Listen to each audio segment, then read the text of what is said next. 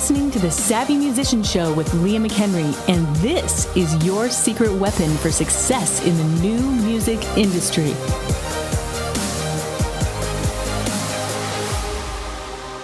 Well, welcome once again to the Savvy Musician Show. This is CJ Ortiz, and I'm one of the branding and mindset coaches in the Savvy Musician Academy. And once again, I'm joined by the lovely Leah McHenry, the queen of this empire. Good to see you, Leah. Thanks. That's Queen so of the funny. Empire. Do you like being called Queen of the Empire? Yay, it made me smile. Yeah, I do kind of like that. Oh, guys, this is the last official episode in the 5-part series we've been doing called Why Your Music Isn't Making Any Money. We've been focusing on all the different ways you might not be marketing your music or implementing, and hopefully it's going to help you see specific things that you haven't thought of and maybe not as in depth as you maybe thought you had thought of them. So this last episode is all about paid traffic. And the last episode we talked about email marketing. I'm going to encourage you to go listen to the past 5 episodes. They're all so valuable. In fact, I could charge for them. I really could, but I'm not gonna. I'm gonna give it to you guys for free. In exchange, all I want is an awesome review from you. That's all I ask. So today we're talking about paid traffic, advertising, the do's and don'ts, as well as some of my best performing ads that are killing it year round, why I'm able to do all of this as a stay-at-home mom, 5 kids who are homeschooled, and as an artist that never tours. So this is the secret sauce. Well, hey, we're taking them into the kitchen. It's exciting, man. This is exciting. This is free. You're supposed to, whoever's listening, you always say thank you when someone does something nice for you, especially when it's for free. Because I've always lived by the motto, if it's free, it's from me. Yeah. And you know what? We see there's thousands of you guys downloading these episodes every month, but none of you are leaving reviews. It's time to leave a review. This is the day. Right. I'm going to look for your name and I'm going to shout you out on the next one. Yeah. If you love the podcast, please, like Leah said, it helps this to get up in the search rankings and reach other musicians who desperately need this content. And before I turn her loose, I just want to share something that I've really enjoyed doing in these podcasts, which is the testimonies, these student spotlights. And Leah, today we have one from Paul Logue, who writes, really enjoyed the 3 fan funnel webinar recently and was amazed about the upsell and downsell theories and also aggressively marketing to your mailing list. My first mail shot went out to my mailing list, and I woke up the next day to 180 pounds, obviously from the UK, worth of merchandise orders. I'm going to send emails every Friday with a different opt-in. Very happy with this start. Cheers, Leah. Love it. I love it. That's pretty cool. You guys got to send us in more of your stories about making money. I find that some of our best students are the quietest because they're out doing it. So you guys got to tell us more about these stories. We want to feature you. And by the way, if you are a featured student spotlight, we're going to put your website and your Facebook, your contact info goes into our show notes. So you're going to get a lot more exposure to thousands of people who come to our website every single day. So make sure you send us your story. There you go. Leah's always got an incentive. That's right. She'll reward you. She won't just ask you to do something. She'll reward you. Of course. Well, we're talking about in this last one, paid traffic, as Leah said. And paid traffic is, boy, I mean, people don't, you want to hear people complain? Let's talk about Facebook organic reach and these sorts of things and what it takes to be able to generate responses. But Leah, why do musicians need to use paid traffic? Isn't organic reach enough? Well, yeah, we're opening a can of worms in today's episode. Okay. So listen, we should always be posting organic content. I'm not going to completely say, stop, it's not even worth posting anymore, even though organic reach is at an all-time low. We know that. And the platforms have changed. You know, it's not like it was 5 years ago or even 3 years ago. Things have dramatically changed. But listen, most platforms today are not going to be showing your organic content to all of your followers. A small percentage of followers, yes. And if it's really good content, lots of people are still going to see it.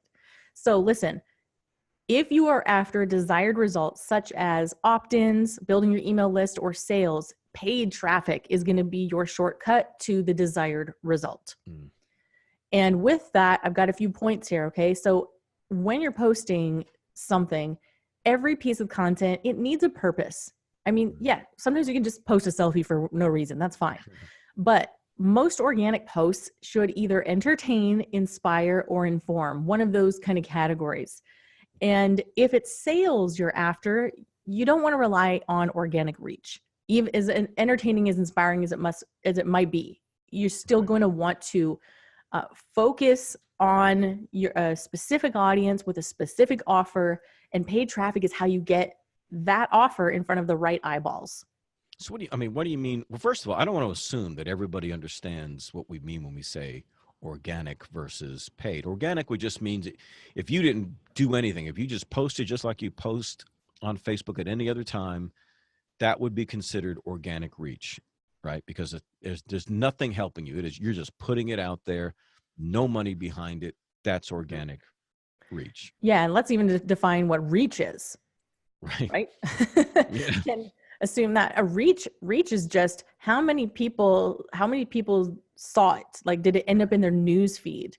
So, well, it's not even necessarily saw it, because impressions are different from reach, right? Reach is like, how many people did Facebook put this into their feed, for example? And impressions are how many people actually looked at the content. So you've got to understand that too. And those sort of nuances are important when you're spending money. You do want to know these things. In an organic, I mean, some of it feels a little bit out of your hands, and because it kind of is. So these are terms. Don't get too caught up in them. The important thing is knowing the difference between organic versus paid. Organic is just posting it out there and letting the chips fall where they may. Paid is, hey, I am putting money behind this, and it's going to land in front of a certain audience that I decide. And I'm hoping to get a very specific outcome. Right. So you're going to be able to reach paid traffic would be stuff you could send to your existing followers or somebody you've never reached before. Exactly. So especially on like the Facebook platform, for example, we have many different options. So I have some points here. I'm going to talk about when is paid traffic appropriate to use, what are some of the do's and don'ts of paid traffic, and what specific ads do I personally have running all the time. I feel like that's what I'm going to cover in this episode, and there's a lot here.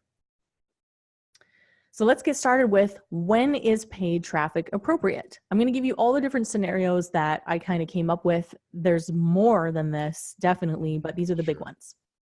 First, to build your email list. You definitely want to use paid traffic for that. If you want to promote a single, for example, what I've done is drive traffic to my own landing page, a lead page, which we talked about in the last episode, where I've got all the different places where they could download the album or buy the album or the single, whatever it is. It's almost like one of those link sites that I've seen these floating around, really expensive platforms actually, where they've got all the different, you can get Spotify, Deezer, website, all the different things in a row, and it's a bunch of buttons. Well, I created my own version of that on lead pages, and it's so much more cheaper, and more cheaper is that bad grammar. Mm-hmm. Right. and customized and beautiful, and I got to pixel my audience. Mm-hmm. There's a phrase that I want you to become familiar with, pixeling your audience. That just means being able to track all the people who came to this page and then be able to retarget them later. We're going to talk about that too. Right. So I'm able to capture the audience who landed on the page, essentially. Okay, so anytime I want to promote a single or an album, it's appropriate to use paid traffic. Also, to get repeat sales, I'm going to target my warm audience. And I have something I call my bullseye audience. That's my email list, my recent engagers, people who engage with me in a number of different ways, my video views, previous customers, and people who visited my website and my shop. That's my bullseye audience. Right. And so I'm using paid traffic anytime I've got, for my store relaunch, or I have a new t-shirt, or I have anything I want to show them, I'm sending it to my bullseye audience. Right. Very appropriate to use paid traffic for that. Sure. Also, to bring awareness to a completely cold audience. So I love videos for this purpose. I love showing videos, especially music videos or lyric videos, to people who have never heard of me before. That is a fantastic way to use paid traffic. Right. Also, if to sell more during a crowdfunding campaign, I use this big time. I used a lot of paid traffic during my last campaign where it was close to $90,000 in 30 days. Wow. And you can bet your bottom dollar I was using a lot of traffic, paid traffic, to get people there. I was sending it to my bullseye audience, and I even did a little bit of cold traffic because I had some ROI. I had some extra advertising budget I could play with because it was working so well. So I was even able to get new people going to my crowdfunding campaign. So it worked so well. And I used a lot of the surround sound ad effect, which I talked about in the previous episode, where I took some of the same copy I was using in my emails and I put it in an ad and I sent that to my warm audience. So it would appear that I'm everywhere and that they're seeing the same message everywhere, this omnipresent kind of vibe. And it worked so well in this campaign. Also, I'm using paid traffic to build my Messenger subscribers. We're going to do a whole other episode on this, so I'm not going to talk about it at all. We're not going to open that can of worms here. But we will talk about that. And then also for retargeting traffic that visited your website or your shop, or someone who added an item to their cart but they didn't buy, we can show them that exact item in their news feed and encourage them to come back.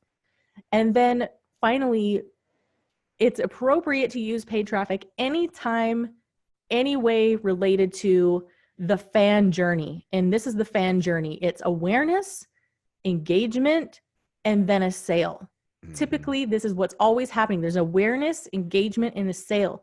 Another way I teach it is expose, involve, and upgrade. That's an old one. I don't even know where it came from in the sales and marketing world, where they first discover you even exist. That's the awareness phase. Right. The involve phase is where there's some kind of engagement. They're watching. It's the multi-touch point part of it, where they're test driving the car. Right. They're taking a drive around the block. They're smelling the leather. They're engaging with the product, potential product. In an online sense, they might be listening to a video and then checking out your website or following you on social media. And then there's the sale, right? So this process, what's interesting is this can happen in a matter of minutes or years. Right. It's so interesting, and everybody's on their own journey. So that's why I call it the fan journey. So I use paid traffic for this journey. So awareness, engagement, and sales. Well, there's something, I love the phrase paid traffic because, again, people don't understand. They got so used to Facebook and things like this being for free. And so they get bent out of shape when Facebook changes things. They can't reach their audience like they used to maybe. And so they feel like, well, I'm not going to give Facebook money to do this. Well, you're saying it the wrong way. This has nothing to do with giving Facebook money as if you're being extorted or something by Facebook. This is paid traffic, and the traffic is going towards you, towards your page, your offer, your landing page, your website. So don't think of it as just, Facebook just wants my money. Well, yeah, but Facebook is going to give you something for that.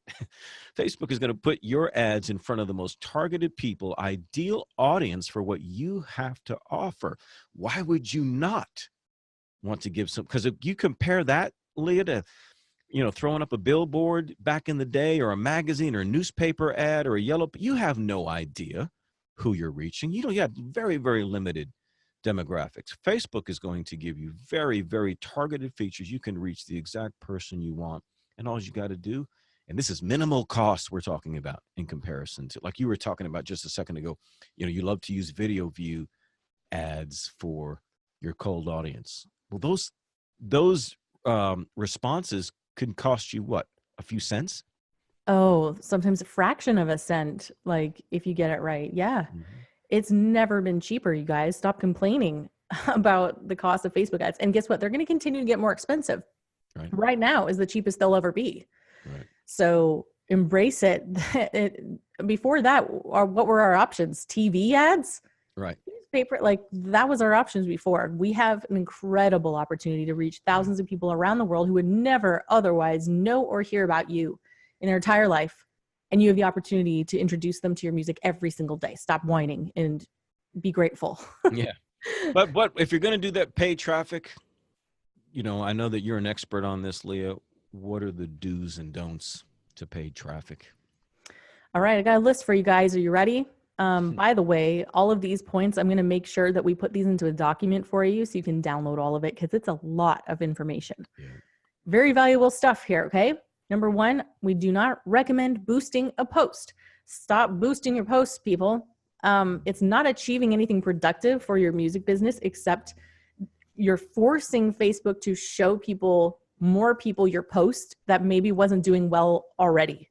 Right. That throwing more your money on a fire that's already fizzling out is not really going to help you. Mm-mm. So you don't make more money with likes and shares. Now in organic engagement, we talked about that already. It's useful. I still post organically every single day on all of my pages and places, but you make more money with sales. So stop boosting the post. That's not actually helping you. You'd be better off to save that for real Facebook ads. And I say real Facebook ads. I feel like anybody who's telling you to boost a post doesn't use real Facebook ads. Right. Okay. Number two, don't try to run ads from your phone. A lot of people do this. The Facebook phone app is not built to make ads. There is an ad manager. The only thing that's good for is looking at your current results for today. And even then I've noticed there's a lot of discrepancies. Don't use that. You do not have the important features that matter available to you on that app. So you should always use desktop to create your ads. Number three, do not run ads from your personal profile. Now this is getting a little bit techie here, okay? When you go into the Facebook Ads Manager, and if I already lost you right there, you don't know what the Facebook Ads Manager is, we're putting this in a document. We go into in depth in all of our programs, especially our elite program on the Facebook Ad Manager specifically. But you're going to want to be running your ads from a professional page. You have to run it from a page. You actually can't run ads as a personal profile, but you can still set up the ads as a personal profile, if that makes any sense. So this is one reason why you should really be posting all your music content on a page anyways. It actually breaks the terms of service to be posting business related things, and where you're promoting a business on your personal profile. But when I say running Facebook ads from a personal profile, it's like the business end of it. Right. You could technically run a Facebook ad for a page off of your personal profile information. So right. I don't want to confuse you guys, but we're going to make it a little more clear with screenshots and stuff in the document that will be in the show notes. Okay. So always run your ads from a page. You should sign up for Facebook's Business Manager. Actually, it's a separate app for managing multiple Facebook ad accounts. And that's extremely important to protect your accounts from getting shut down. If one gets shut down, you're screwed. If your personal profile account got shut down, you'd be screwed. So you need to have multiple accounts inside the Business Manager. And believe me, this is going pretty in depth. This is stuff that I'm teaching in our private elite group. But I think everybody needs to know about this. Right. All right. The next one is, don't run ads until you understand what the Facebook Pixel is and how to install it and how to use it, what it means. This is really important, guys. There are certain events that happen in the Facebook Pixel that it's recording. Okay. So every time someone goes to my shop and views a specific album, it's recording that behavior, that action that happened. And if you get enough traffic, I can create a specific audience of people who visited that specific item or that specific page or watched that video. I can create an audience of people who watched 50% of a video and then show them a different ad for an album or something else. So the Facebook Pixel is so crucial. And if you're not learning that from your current, whoever you're studying with, then I'm not going to tell you what to do, but I'm just going to tell you, this is Internet Marketing 101. If they don't know that, they don't know what they're doing. And I'm going to be very bold in saying that they don't know what they're doing if they're not teaching about the Facebook Pixel. That's right. Okay. Next is, don't run ads unless that pixel is installed everywhere. It's got to be everywhere. Your shop, your website, your landing pages, everything, because all that data, all those actions of people coming in and engaging with your stuff, you're not going to have any of it, and you can't retarget people. And retargeting is where so much of the revenue is. So you need to have that everywhere. Next is, don't run ads unless you have a clear objective. What are you trying to accomplish? Most people don't even think about this before they go to run an ad. So what are you trying to do? You want more likes on your page? You want to build your page? Great. You're going to build a very specific engagement campaign that's designed to get likes on your page. Are you trying to build a video view audience? Are you trying to make sales? There are specific objectives in the Facebook ad manager platform. They're going to get you that specific outcome. So like if I want to get video views, I'm not going to run a traffic objective. The algorithms are so smart right now that if you were trying to get a certain thing and you tell it to do something else, you're not going to get the desired outcome. So if it's traffic you just want people to click on things, then that's what Facebook's going to give you. They can see what people are doing based on their past behavior. So they're going to show your ad to people who click on things and don't actually sign up. So if I want to build my email list, I'm not going to use a traffic objective. I want a conversion objective. I want Facebook to show it to people who are likely to convert and sign up. So that's the best way to do it right now. Right. That's pretty powerful. For the algorithm knows this information. So, all you're putting in when it comes to measuring the results of a Facebook pixel, when you're setting up your ad, it's going to ask you, what sort of result do you want? What do you want the Facebook pixel to keep track of? And as you just said, things like conversion, things like view a page, things like add to cart. These are all different things that you can track based on the kind of campaign that you're running. And that, as Leah said, that's going to be valuable data. She just mentioned that just the retargeting alone. Retargeting is, we all see it. We all see these ads tracking us wherever we go around the internet. That's all a retargeting feature, because you didn't make a purchase. It's going to kind of stay in front of you for a little while thinking, well, you were almost there, almost there. And what's it going to take? Maybe like Leah said in a previous episode, she says she'll sometimes send a little coupon as a last final incentive. And that may be all it takes, but you can't do any of that. And all that money is going to be left under the table simply because of this thing she talks about all the time, the Facebook pixel. That's right. All right, guys, I hope I drilled that one in. One last don't here for you. That is, don't run Instagram ads from Instagram. I know that sounds weird, but basically right now what the options are giving you, it's the equivalent of boosting a post. So if you have your profile set to a business page in Instagram in the settings, you're going to see things where they say, oh, boost this post, or get this, show this to more people, advertise this. It's basically boosting a post. Same thing as on Facebook. The way it works is that when you set up an ad in the Facebook ad manager, Instagram is basically another placement. So Facebook owns Instagram, and Instagram is just one of several different placements. So a placement is like in the news feed. It would be an Facebook story. I don't know if they're doing Facebook stories yet, but I'm sure very shortly. Another placement would be on the right-hand side of the news feed. It would be Instagram or an Instagram story. Each of these placements is a placement. Each of these options are placements. And so Instagram is just one of them. And so if you want to do a specific Instagram ad, you just deselect all the other placements and leave Instagram as the placement. That's the one place you're going to do it. And so you've got to set it up like that. And the reason you also want to do it this way is because you have way more control, way more targeting, all the features you need to make it effective. Don't just boost the post from Instagram. So that's my last don't for you. How about some do's? All right, I got some do's for you guys. All right, do use the Chrome browser at all times whenever you're creating ads. You have to use that browser to make it work properly. There's a few reasons for that. I know the pixel thing, again, is going to be a big deal. Yes, and that's my second do, is do use the Chrome Pixel Helper. It's an extension, and it's this little extension that goes in the top of your browser, and then it's going to tell you when you have the pixel installed correctly or not. It's like green or red. If it's red, there's something wrong with the code. You didn't paste it properly or something like that. And what's cool is you can actually go to any website. You can visit any person's website and use the pixel helper, and you can see their pixel if it's what they have installed on there. So if I go to some person's shop and I'm checking out, when I go to the checkout page, I can see all the different events that are firing in the code. It'll say, view page, add to cart, and initiated checkout.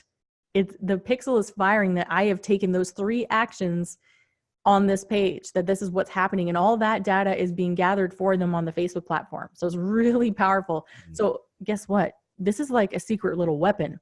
If you want to see if people know what they're doing in marketing, you just have that little pixel helper and you go surf the web and see which stores are using a pixel and which of them are not using a pixel, and you'll be shocked. Be like, what? This big brand, they don't even have it together. Right. They're not even using a Facebook pixel. What the heck? I've been so surprised. People that I thought really knew what they're doing, and they didn't even have this installed. So really important, guys. Do use that Chrome pixel helper. The next do is get proper training on exactly how to use ads for Facebook and Instagram. And I can't stress this enough. I mean, you are not going to find books out there, too many, on how to do Facebook ads. And the reason why is because it's changing so fast. Every week, they've made some change to the platform. And so you're not going to find many books on it. So you need to go to a coach or someone that you trust that knows what they're doing, that's already having success. That's an important thing too. Make sure they're having success. They're making money with Facebook ads, and get some proper training on how to do it. Next, do get clarity on your niche and your brand and the culture of your music. You need this for effective targeting. It's a big one. It's a huge one. If you don't come to the game knowing those things, it's going to be very difficult. It's like shooting from the hip in the dark. You're winging it. Yeah, so those are things.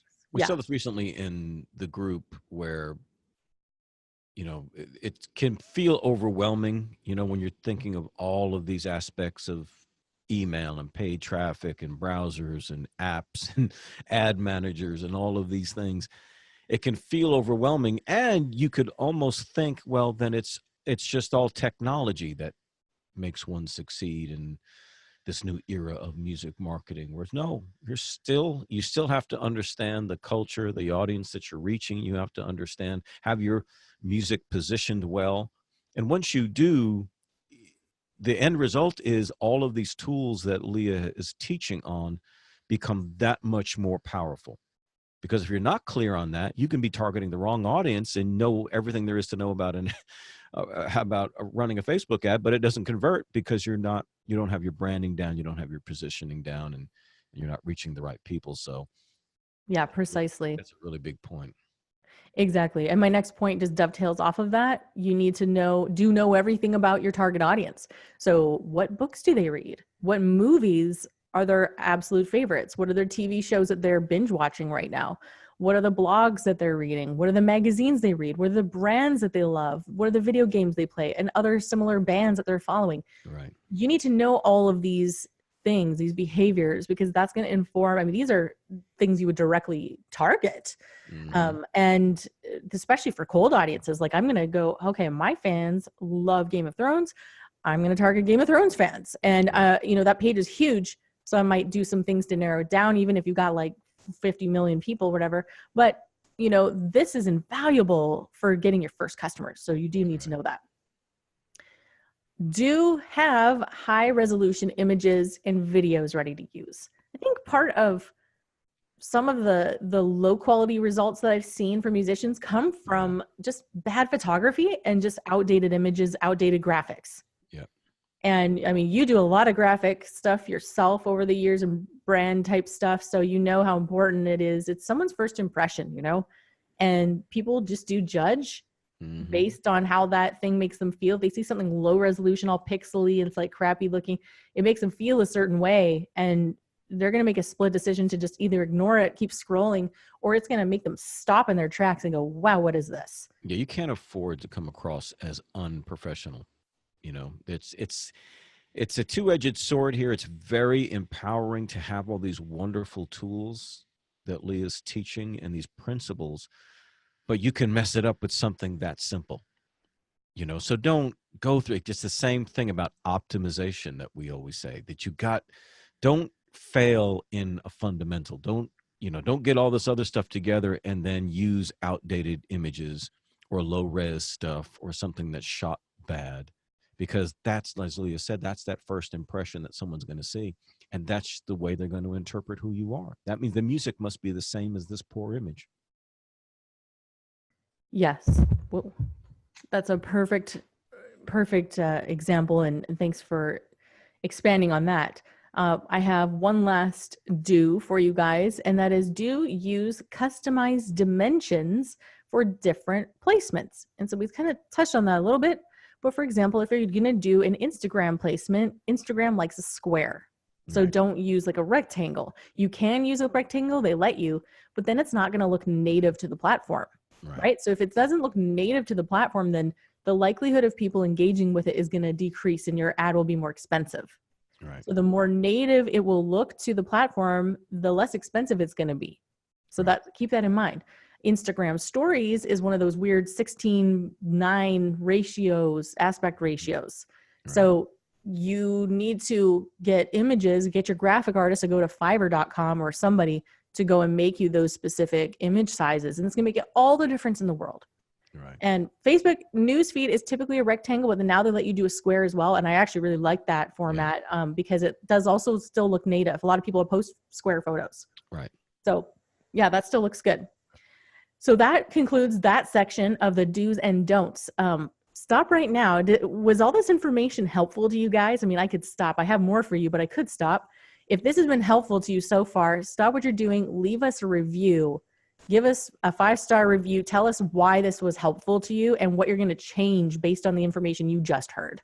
I want to know what you were doing. I don't have to do this podcast, by the way. Nope. Nobody's making me do this.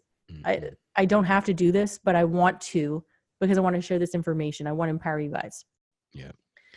I think people are, I think they're interested in this. I think it can seem overwhelming. There's so many principles involved, and there's so many things that somebody can apply to their own life.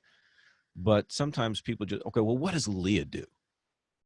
How is Leah handling her particular? What ads is she running? How long is she running them? Yeah. Okay. Here's my secret sauce. You're in my kitchen now, guys. I'm going to tell you what I'm running all the time.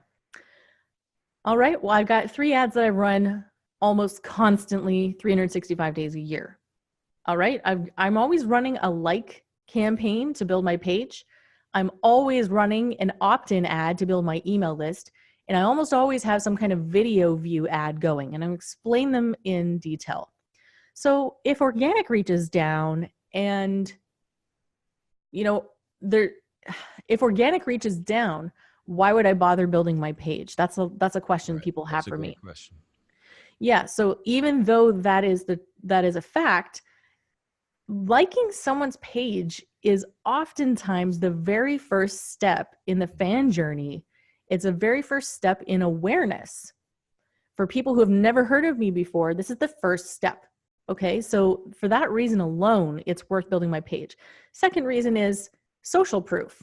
Right. If you have 10,000 people that like your page, that says something. I mean, you don't underestimate the power of social proof. It will never go away.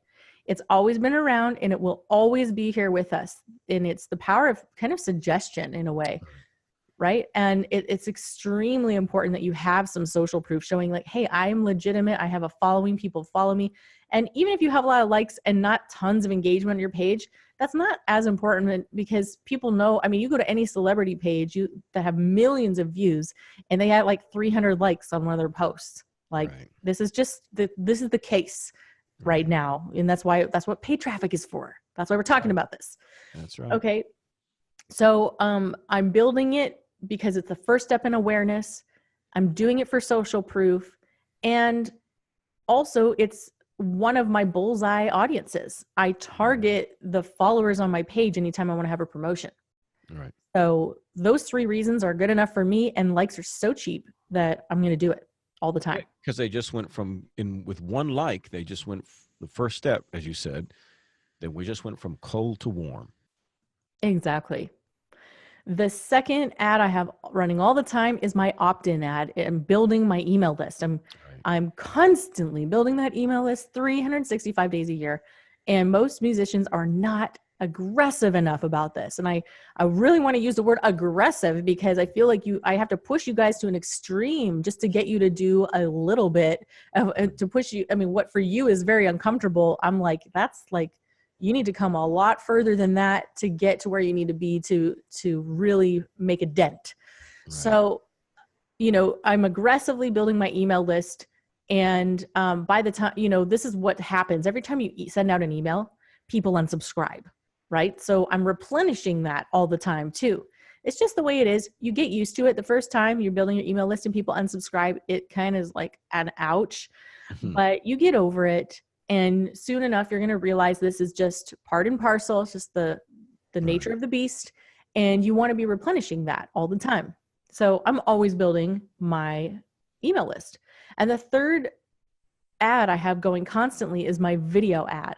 I'm always running a video view of some kind to build an audience of people who have watched a certain percentage of my video. So this is what's really cool in Facebook is you can see how many people have watched 3 seconds, 10 seconds, 25%, 50, 75, 90% of a particular video.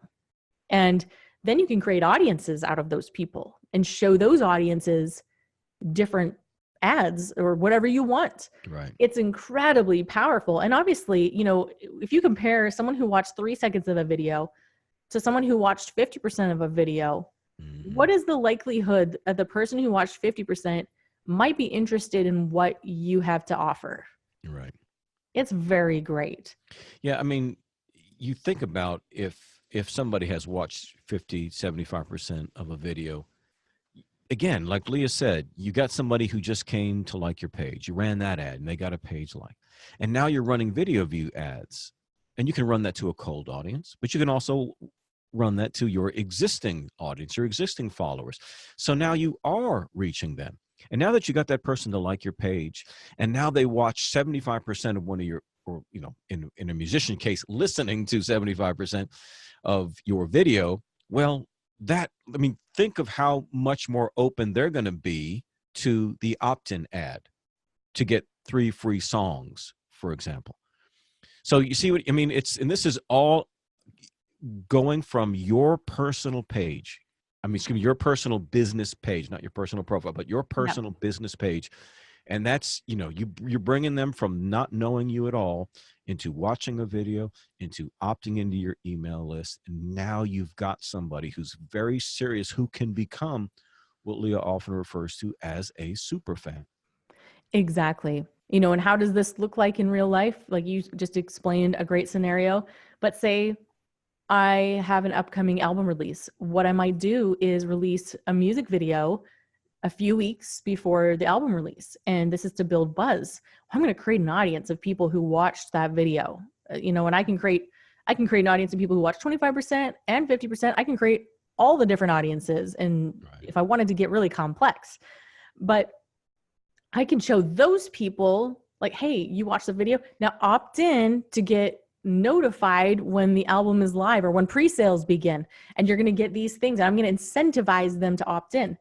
I could also just show them the new album when it's ready to buy.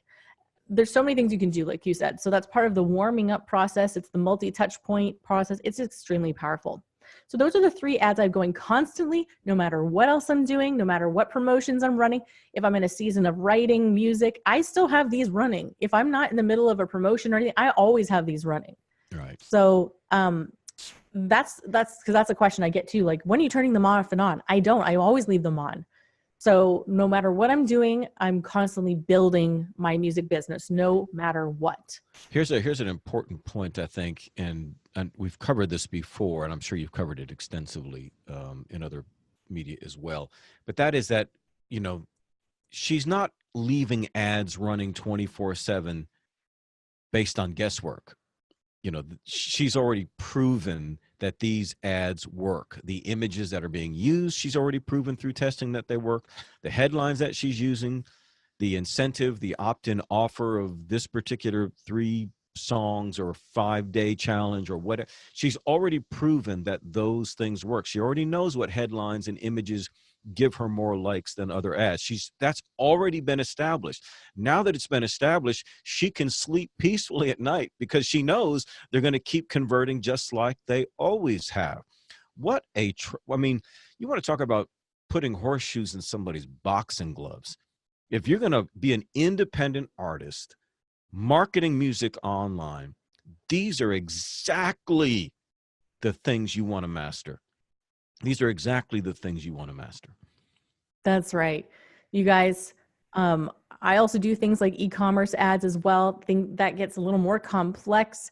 There's a lot going on there, but we dive very deep into all these matters, of course, showing you step-by-step how to do all of this inside of our Superfan System Elite program. So listen, if you're ready to go much deeper into all of these things, all things advertising, ads, email traffic, funnels, branding, website, niche building, all of those things, I want you to go to www.callsma.com and book a call with us. And someone on my team will be glad to spend some time with you and see how we can help you go to the next level in your music business. Callsma.com. That is so awesome, Leah. And for all of our listeners, please go and review this podcast. Give us 5 stars, write a review, help us rise up in the search rankings. There's a lot of musicians who desperately need what Leah is sharing in the Savvy Musician Show. And I think that is a great way for you to give back. Like Leah says, she doesn't have to do this, but she's doing it in a great way for you to say thank you is to go right now. Do it right now. Leave a review. Thanks, guys. We'll see you next time. Hey guys, it's Leah here, and I've got something special for you. I put together a free PDF download walking you through step-by-step how I create a perfect Facebook ad to build my email list. Now, this specific ad that I'm going to show you made me an extra $10,000. I mean, I wasn't even trying to make money with this ad. I was just trying to build my email list, but it made me $10,000 extra dollars. So you can call this the $10,000 ad.